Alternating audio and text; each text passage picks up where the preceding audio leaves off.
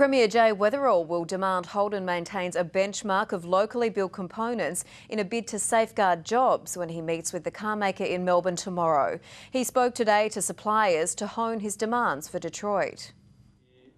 Crisis time with component makers giving the Premier a stark message to deliver to Holden. If they finish so soon, then we can survive.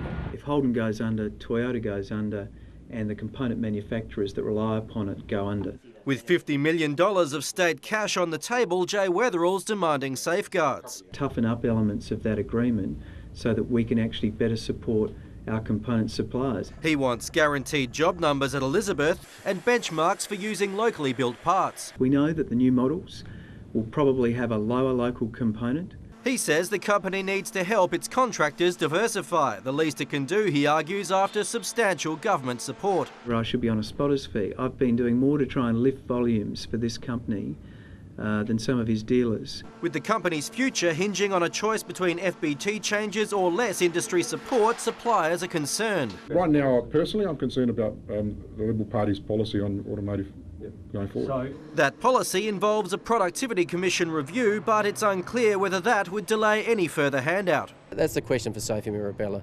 Do you not know, or is it not appropriate to answer? Or?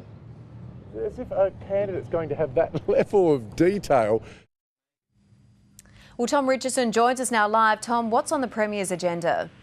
Well, Kate, Holden insists this is just a routine meeting that happens whenever the Premier visits Melbourne, but I can tell you there's nothing else on Jay Weatherill's agenda. In fact, he's flying straight over tomorrow morning for a meeting at Holden's Port Melbourne offices with Chairman Mike Devereaux, and then flying straight back again. And 9 News will be on that same flight as the Premier tomorrow, so we'll be there to bring you all the details. Now, of course, he won't be emerging with a signed deal before the federal election, but he's adamant he wants to nut out the substance of any future agreement tomorrow, Kate.